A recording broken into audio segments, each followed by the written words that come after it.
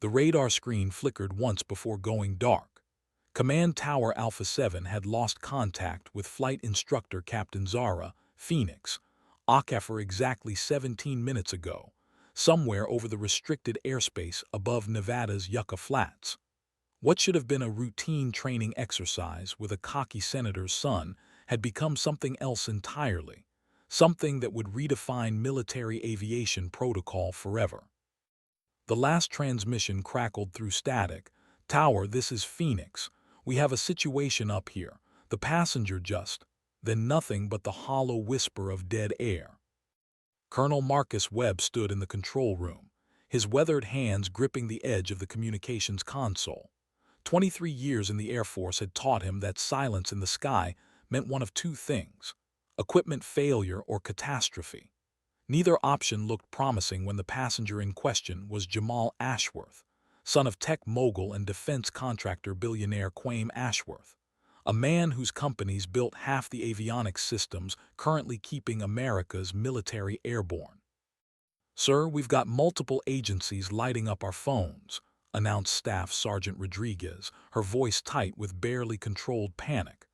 "DOD, FAA, FBI, everyone wants to know what happened to the Ashworth boy." Webb's jaw tightened. 3 hours earlier, he'd watched Phoenix taxi out in the modified F-16D trainer, her movements precise and professional despite the circumstances. She'd been handpicked for this assignment not because of her stellar record, though her decorations spoke volumes, but because someone upstairs thought a people person was needed to handle their VIP passenger's attitude problem. The irony wasn't lost on him. Phoenix had earned her call sign during her third deployment in Afghanistan, after pulling off an impossible emergency landing that saved 6 Marines from a burning transport. She'd walked away from that crash with a Purple Heart, a distinguished flying cross, and shrapnel scars that still ached when storm fronts moved through. Yet here she was, reduced to babysitting duty because some desk jockey thought her gender made her more diplomatic. Jamal Ashworth had arrived that morning in a private jet worth more than most people's homes, wearing a smirk that suggested he'd rather be anywhere else. His father's foundation had donated $50 million to military aviation programs, apparently buying his son a joyride in America's most advanced fighter trainer. The young man had made his contempt clear from the moment he'd stepped onto the tarmac, treating Phoenix like hired help rather than a decorated combat veteran. Now both were missing, and the phone in Webb's office wouldn't stop ringing. The caller ID showed a number he'd hoped never to see: Ashworth Industries, Executive Suite. When billionaires called military bases directly, careers ended and headlines began. Webb reached for the phone, knowing that the next conversation would change everything, not just for Phoenix, but for the entire future of military aviation training protocols. The silence stretched across the Nevada desert, broken only by the distant rumble of search aircraft launching into an increasingly darkening sky. Webb lifted the receiver and spoke into a storm he couldn't yet comprehend. "Colonel Webb speaking." The voice on the other end was calm, controlled, and carried the weight of unlimited resources. "Colonel, this is Quaim Ashworth. We need to talk." Outside the control tower, the sun dipped toward the mountains, casting long shadows across the runway where Phoenix's training aircraft should have returned hours ago. In the growing darkness, searchlights began cutting through the desert air like desperate prayers, hunting for answers that seemed to vanish with every passing minute. The mystery deepened as Webb realized this wasn't just about a missing aircraft. It was about respect, legacy, and the collision of two worlds that had never truly understood each other.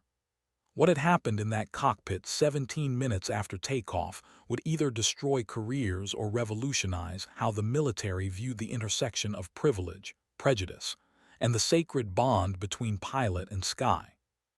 300 miles above the desert, somewhere in the vast emptiness between Earth and stars, Phoenix and her passenger were about to discover that sometimes the most profound battles aren't fought with weapons, but with words that cut deeper than any blade, and that the sky has a way of stripping away everything except the truth. The phone call was just beginning, but the real story had started the moment Jamal Ashworth decided to test the limits of military protocol at 30,000 feet, and Phoenix decided she'd had enough. Quaim Ashworth's voice carried a weight that made generals listen and politicians take notes. "Colonel Webb, my son's aircraft disappeared from radar 17 minutes ago. Before we activate every search and rescue protocol in the continental United States, I need to know exactly what kind of training exercise you were conducting and who was responsible for my son's safety." Webb felt sweat gather at his collar despite the air conditioning. Through the tower's windows, he could see ground crews scrambling to prep additional search aircraft. "Sir, Captain Acaffer is one of our most experienced instructors. She's completed over 200 training flights without incident. Your son was in excellent hands." Captain Acaffer. Ashworth's pronunciation was precise, almost clinical. "I assume she's the flight attendant my son mentioned during our call this morning." The words hit Webb like ice water. "Flight attendant, sir. Captain Acaffer is a decorated combat pilot with 3 tours in Afghanistan. She holds the Distinguished Flying Cross and has logged over 3,000 flight hours in military aircraft." Silence stretched across the connection, heavy with implication. When Ashworth spoke again, his tone had shifted subtly. "My son described her as some woman they stuck me with to serve coffee at altitude. I was under the impression this was a publicity flight with minimal actual instruction." Webb closed his eyes, understanding flooding through him like revelation. Jamal Ashworth had walked into that cockpit believing he was getting a joyride with glorified cabin service. Phoenix had climbed into her aircraft expecting to conduct a professional training exercise with a VIP student. The collision of those expectations, at 30,000 feet and 400 miles per hour, suddenly made their disappearance feel less like mechanical failure and more like something far more complex. "Sir, there's been a significant misunderstanding. Captain Acaffer was not assigned as hospitality staff. She was selected to provide advanced fighter aircraft instruction to your son. The F-16D trainer they're flying is a combat-capable aircraft, not a passenger plane." Another pause. Webb could practically hear Ashworth recalculating everything he thought he knew about the situation. "Colonel, are you telling me my son is currently in the air with a military pilot who believes she's conducting combat training?" "That's exactly what I'm telling you, sir." The implications hung between them like unexploded ordnance. Webb had seen enough military investigations to know how this story would unfold in the media. Billionaire's son missing after military training, gone wrong. Phoenix would become the scapegoat, her career destroyed by a collision of assumptions and privilege that had nothing to do with her piloting skills and everything to do with perceptions that should have died decades ago. "Mr. Ashworth, I need you to understand something. Captain Acaffer isn't just qualified to handle this situation. She's probably the most qualified pilot we could have put in that cockpit. If your son is in trouble up there, she's his best chance of coming home alive." The radio crackled suddenly, cutting through their conversation. Rodriguez's voice cut across the control room. "Sir, we're receiving an emergency transponder signal. Bearing 270, approximately 40 miles southwest of the base." Webb felt his heart rate spike. Emergency transponders only activated for 2 reasons: ejection sequences or controlled emergency landings. Either scenario meant Phoenix had been forced to make decisions that would define the rest of both their lives. "Mr. Ashworth, I'll need to call you back. We've just received an emergency signal from their aircraft." "Colonel Webb." Ashworth's voice stopped him before he could hang up. "When you find them, remember that my son is many things, but he's not stupid. If something happened up there, it wasn't because your pilot failed to do her job. It was because my son failed to understand what her job actually was." The line went dead, leaving Webb staring at a room full of screens showing the controlled chaos of military search and rescue operations. But Quaim Ashworth's words echoed with something unexpected. the sound of a father who knew his son well enough to understand that privilege could be its own kind of dangerous blindness.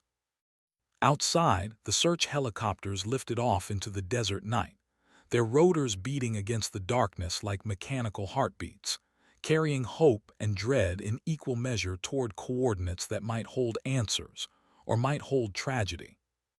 The emergency transponder signal led them to a dry lake bed 47 miles southwest of the base, where the F-16D trainer sat intact under the star-filled Nevada sky. The aircraft appeared undamaged, gear down, positioned perfectly in the center of the flat expanse, as if Phoenix had conducted a textbook emergency, landing in terrain that most pilots would consider impossible. But the cockpit was empty. Master Sergeant Torres, leading the ground recovery team, approached the aircraft with tactical precision. His flashlight beam swept across the desert hardpan, revealing two sets of footprints leading away from the plane toward a small rocky outcropping about 200 yards north. No signs of struggle, no emergency equipment scattered around the landing site, just the eerie calm of a perfectly executed emergency landing followed by an orderly evacuation. "Control, this is Recovery Team Alpha," Torres spoke into his radio.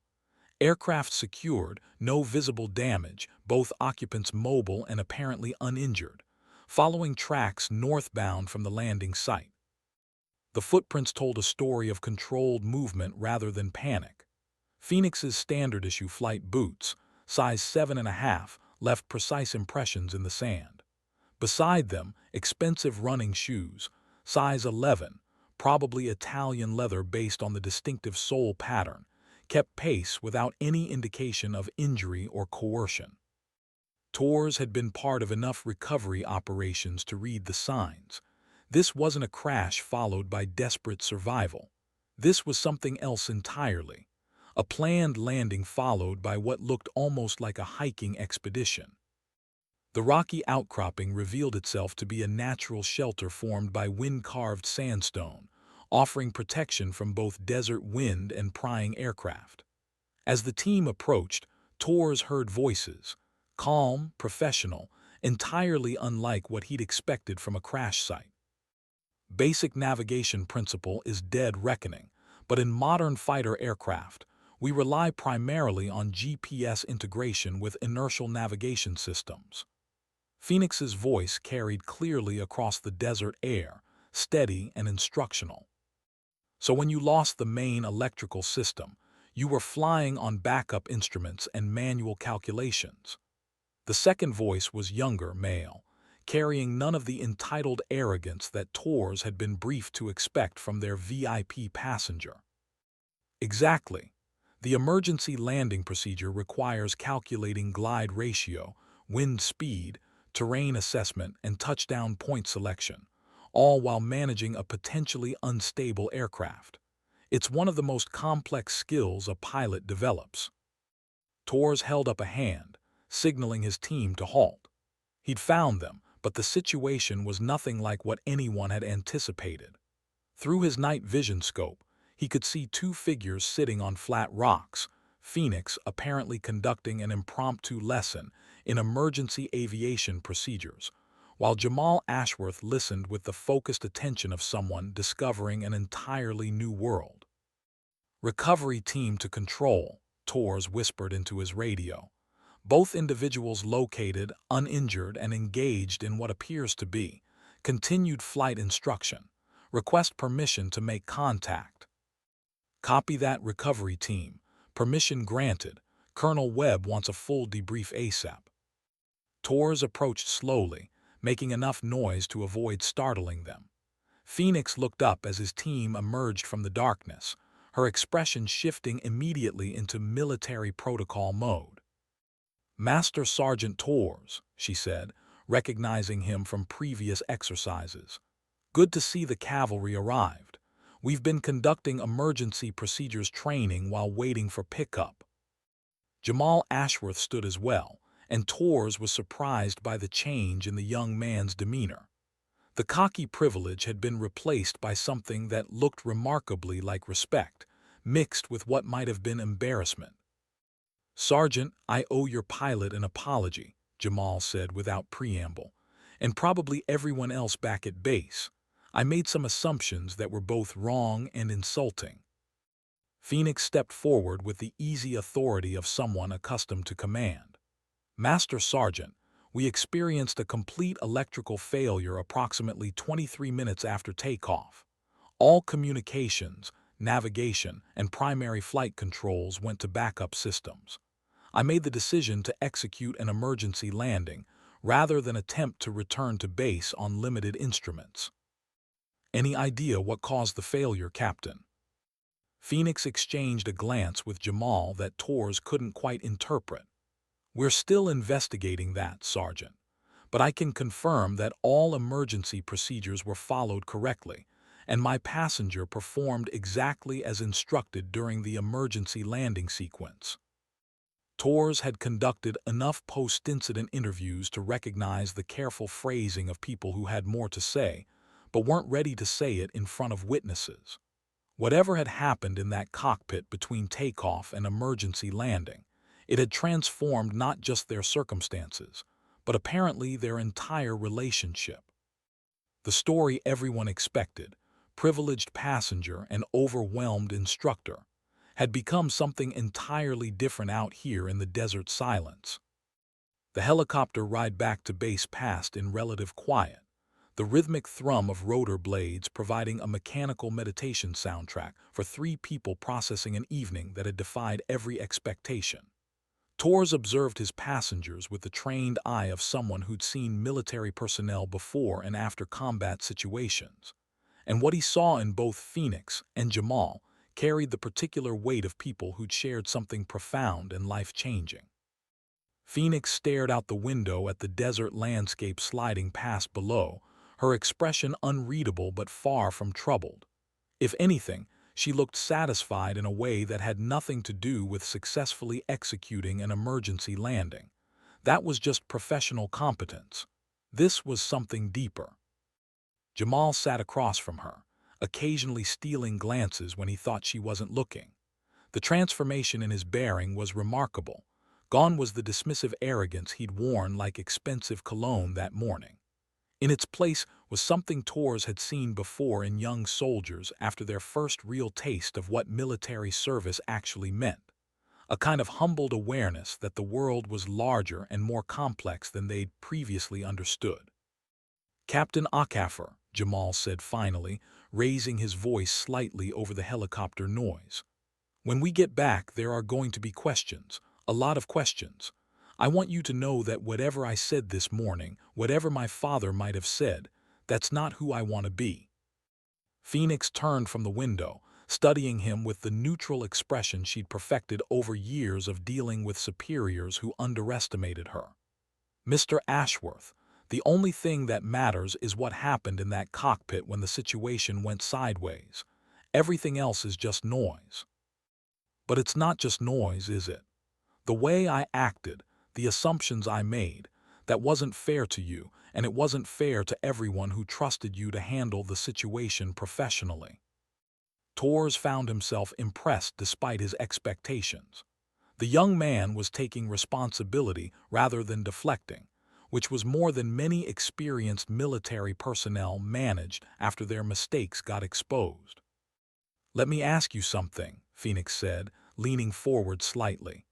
"When we lost electrical power and I told you to switch to emergency procedures, what went through your mind?" Jamal considered the question carefully. "Honestly, terror, followed immediately by the realization that you were the only reason I was going to survive the next 10 minutes. And then, respect. Professional respect for someone who knew exactly what to do when everything went wrong." Phoenix nodded slowly. "That's how it's supposed to work. The aircraft doesn't care about anyone's background or bank account or assumptions. Physics is physics. Gravity is gravity. Competence is competence." "I understand that now. I also understand that my father's going to want answers, and those answers are going to determine how this story gets told." Torres saw Phoenix's expression shift subtly. Not quite concern, but the heightened awareness of someone who understood that military careers could be ended by perception as easily as by incompetence. "Your father called the base while you were missing," she said quietly. "By now, he knows that his son wasn't taking a joyride with hospitality staff. He knows he put his son in the hands of a decorated combat pilot for advanced fighter training. Which means he's going to want to know why his son's aircraft ended up making an emergency landing in the middle of the Nevada desert." The helicopter began its descent toward the base, landing lights growing larger through the windows. Tours could see the unusual level of activity on the ground, more vehicles than a standard recovery operation would warrant, including what looked like civilian cars mixed among the military vehicles. "Captain," Tours interjected, "you should know there's been significant interest in this situation. Media, DOD, probably some congressional staffers by now. Whatever happened up there, it's going to be scrutinized by people who weren't in that cockpit." Phoenix straightened in her seat, the relaxed posture of someone sharing a private moment replaced by the rigid bearing of a military officer preparing for interrogation. "Then we tell them exactly what happened. No more, no less." Jamal met her gaze. "Captain Akafor, Phoenix, I want you to know that when they ask me what happened, I'm going to tell them that you saved my life and taught me more about flying, and about respect, in 3 hours than I'd learned in 24 years of assuming I already knew everything." The helicopter touched down with a gentle bump, and Tours could see Colonel Webb approaching across the tarmac, flanked by people in civilian suits and others in uniforms bearing insignia that suggested this debriefing was going to involve much higher authority than a typical training incident. The real test was just beginning. Colonel Webb's approach across the tarmac was accompanied by an entourage that made Tours' stomach tight. He recognized the distinctive bearing of Pentagon officials, the carefully neutral expressions of JAG officers, and the predatory alertness of what were almost certainly congressional liaisons. This wasn't a standard post-incident debrief. This was the kind of military theater that ended careers and made headlines. Phoenix stepped out of the helicopter with the composed bearing of someone who'd faced hostile fire and lived to file the report. Jamal followed, but Tours noticed the young man's confident transformation wavered as he took in the crowd of officials waiting for them. Reality was reasserting itself. He was still the billionaire's son whose emergency landing had triggered a multi-agency response, and she was still the pilot who'd have to explain why. "Captain Akafor," Webb's voice carried formal distance that hadn't been there that morning. "Mr. Ashworth, we need to conduct immediate separate debriefings regarding the incident." Separate debriefings. Tours had been around long enough to recognize the bureaucratic language of damage control. They were going to isolate the witnesses, compare stories, and look for inconsistencies that might indicate negligence, misconduct, or worse. "Sir, with respect," Phoenix stepped forward, "I'd prefer to conduct the technical debrief with Mr. Ashworth present. He was directly involved in all emergency procedures and can verify the accuracy of my report." One of the Pentagon officials, a woman with colonel's eagles and the sharp eyes of someone accustomed to finding problems, stepped forward. "Captain, standard protocol requires individual witness statements before any collaborative debriefing." "I understand the protocol, Colonel." Morrison, Pentagon Inspector General's office. "I'm here to ensure this investigation follows proper procedures." Tours saw Phoenix's slight nod of recognition. Inspector General meant this had already escalated beyond a routine training incident. Someone, somewhere, had decided this situation required the kind of scrutiny reserved for potential scandals. Jamal cleared his throat. "Excuse me, Colonel Morrison, but I'd like to make a statement before we begin any formal proceedings." Morrison's expression remained carefully neutral. "Mr. Ashworth, you'll have full opportunity to provide your account during the official interview process." "No, ma'am. I need to say this now in front of everyone." Jamal's voice carried a firmness that surprised Tors. The entitled young man was gone, replaced by someone who understood the stakes. This morning I behaved in a way that was disrespectful to Captain Akafar and to the entire military training program. I made assumptions based on prejudices that were both wrong and inexcusable. Webb's eyebrows rose slightly. This wasn't how these conversations usually began. When our aircraft experienced electrical failure, Captain Akafar executed a perfect emergency landing under extremely difficult conditions. She followed every protocol, made every correct decision, and probably saved my life. If there's an investigation here, it should be commending her performance, not questioning it. Colonel Morrison studied Jamal with the expression of someone recalibrating her entire approach to the situation. Mr. Ashworth, are you saying there was no pilot error involved in today's incident? I'm saying that if you're looking for someone to blame, you're looking at the wrong person. Jamal turned to face Phoenix. Captain Akafar, I publicly apologize for my behavior this morning. You deserved better than what I gave you, and the military deserves better than what I represented. Phoenix's expression softened almost imperceptibly. Apology accepted, Mr. Ashworth. Now let's focus on the technical aspects of what happened up there. Tors watched the dynamic shift among the assembled officials. The narrative they'd prepared for privileged passenger, overwhelmed instructor, potential negligence, was crumbling before the debriefing had even begun. In its place was emerging something much more complex, a story about respect earned under pressure, assumptions challenged at altitude, and the particular alchemy that transformed crisis into understanding. Colonel Morrison looked like someone whose entire investigation had just changed direction.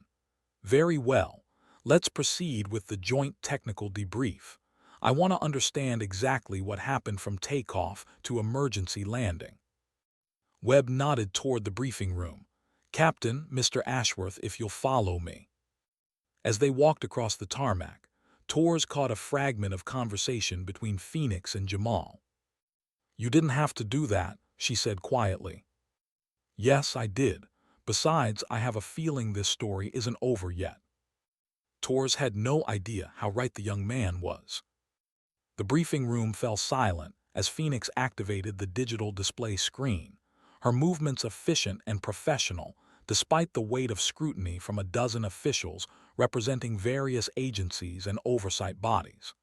The technical schematic of the F-16D trainer appeared, followed by flight data that would either vindicate her decisions or end her career.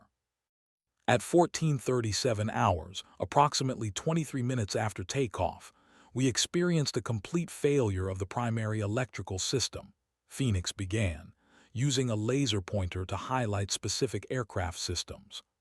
All primary navigation, communication, and flight management systems switched to backup power.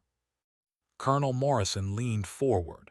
Captain, what was your immediate assessment of the situation's severity? Critical but manageable. The aircraft remained controllable on backup systems, but with limited battery life and no radio contact with base. I had approximately 45 minutes of backup power to execute either a return landing or find suitable emergency landing terrain. Jamal raised his hand slightly, an oddly school-like gesture that drew attention from everyone in the room. Ma'am, if I may, Captain Akafar explained every decision as she made it. When she said we were switching to emergency procedures, she walked me through exactly what was happening and what she needed me to do. And what did she need you to do, Mr. Ashworth? Webb asked. Monitor backup instruments, prepare for potential ejection sequences, and help spot terrain suitable for emergency landing. She treated me like a competent crew member, not a passenger. Tors, stationed near the back of the room, noticed the subtle shift in body language among the assembled officials. The investigation was supposed to be examining potential negligence or training protocol failures. Instead, it was revealing a textbook example of emergency procedures executed under pressure. Captain Akafar, Morrison continued. "Why did you choose to attempt an emergency landing rather than return to base?" Phoenix manipulated the display to show weather data and terrain maps. Return flight would have required approximately 32 minutes on backup power, with challenging crosswinds and the possibility of complete electrical failure during approach. The dry lake bed offered a better safety margin, clear visibility, minimal wind, sufficient length for emergency landing, and immediate access for rescue operations. The landing itself, can you walk us through the final approach? Phoenix's pointer traced the approach pattern she'd flown. Standard emergency procedures for unpowered approach. Calculated glide ratio, adjusted for wind conditions, committed to landing site with sufficient altitude margin for course corrections. It was incredible, Jamal interjected, then caught himself addressing the room full of senior officials. Sorry, from a passenger's perspective, watching Captain Akafor fly that approach was. It was like watching someone who'd trained for exactly that situation their entire career. "Mr. Ashworth," Morrison's tone carried a slight edge, "you seem remarkably composed for someone who experienced what most people would consider a terrifying emergency." Jamal met her gaze steadily. "Ma'am, I was terrified, but I was also in the hands of someone who knew exactly what she was doing. Captain Akafor didn't just handle the emergency, she used it as a teaching opportunity. By the time we touched down, I understood more about flying than I'd learned in any classroom." Webb studied the flight data on the screen. "Captain, your post-landing procedures. Secure aircraft systems. Conduct crew safety check. Establish communication with rescue operations using emergency transponder. And continue emergency training with passenger until recovery team arrival." "Continue training." Morrison's eyebrows rose. Phoenix nodded. Mr. Ashworth had demonstrated genuine interest in understanding emergency procedures. Rather than simply wait for rescue, we used the time constructively to reinforce the lessons from the actual emergency situation. Torres found himself impressed by the subtle way Phoenix was reframing the entire incident.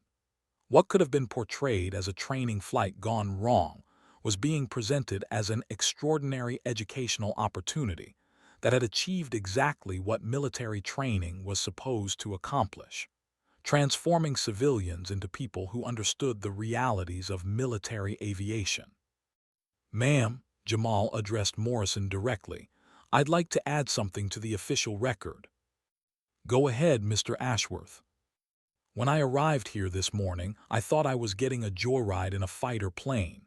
I treated Captain Akafor with disrespect because I assumed she was there to make me comfortable rather than to teach me something important. What happened today, the emergency, the landing, everything we learned, it wasn't despite Captain Akafor's instruction. It was because of it." The room remained quiet as the implications sank in. Morrison exchanged glances with the other officials before speaking. "Captain Akafor, based on this preliminary review, it appears your handling of today's emergency was exemplary. However, we'll need to investigate the cause of the electrical failure itself." Phoenix nodded. "Understood, ma'am.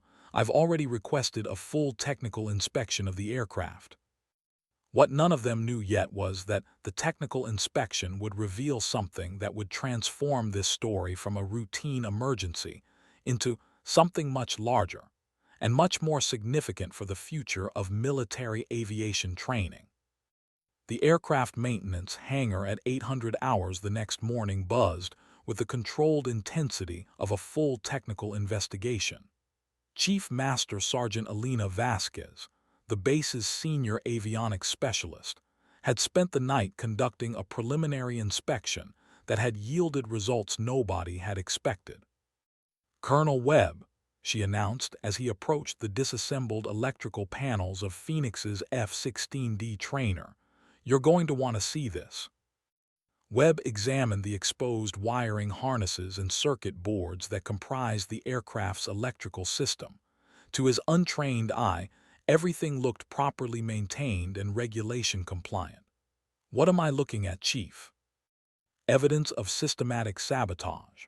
Vasquez pointed to a series of connections that had been subtly modified. Someone with extensive knowledge of F-16 electrical systems deliberately created a delayed failure mechanism. The modifications were sophisticated enough to pass pre-flight inspection, but designed to trigger complete system failure after approximately 20 to 25 minutes of flight time. The implications hit Webb like cold water. This hadn't been a mechanical failure or maintenance oversight. Someone had deliberately engineered an emergency situation involving a high-profile civilian passenger and one of their most experienced instructors. Chief, how sophisticated would someone need to be to create this kind of sabotage? Advanced avionics training, detailed knowledge of F-16 systems, and access to the aircraft during maintenance windows. We're talking about someone with both the technical skills and security clearance to modify military aircraft. Webb felt his stomach tighten. A deliberate sabotage meant a criminal investigation, congressional hearings, and the kind of media scrutiny that destroyed military careers regardless of actual culpability. More immediately, it meant someone on his base had attempted to create a situation that could have killed both Phoenix and Jamal Ashworth. Any idea what the intended outcome was supposed to be? Vasquez highlighted additional modifications that had been made to backup systems. Here's what's interesting. The sabotage was designed to create an emergency, but not necessarily a fatal one. The backup systems were modified to provide exactly enough power for an experienced pilot to execute an emergency landing. It's almost as if someone wanted to create a dramatic situation rather than an actual catastrophe. Chief, I need you to put together a complete technical report within 4 hours. Include every detail, every modification, every component that was tampered with. And I need you to review maintenance logs for everyone who had access to this aircraft in the past 2 weeks. As Webb left the hangar, his mind raced through the possibilities. Someone had engineered a crisis involving the son of one of the military's most important contractors and one of their most competent pilots. The question was whether the goal had been to embarrass the military, discredit Phoenix specifically, or create some other outcome that hadn't yet become apparent. His phone buzzed with an incoming call from a number he recognized, Quaim Ashworth's direct line. Colonel Webb, I trust you've had time to conduct your investigation into yesterday's incident. Mr. Ashworth, I'm afraid the situation is more complex than we initially realized. We've discovered evidence that suggests. Colonel, before you continue, I should tell you that my son called me last night. He described his experience in detail, including his own behavior and Captain Acaffer's response to the emergency situation. Webb paused, uncertain how much Jamal had shared with his father about the personal dynamics of their flight. Mr. Ashworth, your son conducted himself with honor during a dangerous situation. Captain Acaffer's handling of the emergency was exemplary. I'm sure it was. I'm also sure that my son learned something yesterday that his expensive education had failed to teach him. That competence and character aren't determined by assumptions or appearances.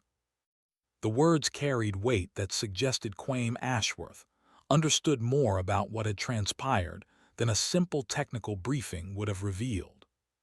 Sir, there's something else you need to know. Our preliminary investigation suggests that yesterday's electrical failure wasn't accidental. Silence stretched across the connection before Ashworth spoke again, his voice carrying a hard edge. Colonel Webb, are you telling me someone deliberately sabotaged an aircraft carrying my son? That appears to be the case, sir. We're conducting a full criminal investigation. I see. And who, in your assessment, was the intended target of this sabotage? Webb realized he hadn't considered that question from Ashworth's perspective. Sir, I honestly don't know. It could have been your son or Captain Akafor, or simply an attempt to embarrass the military training program. Colonel, let me share something with you.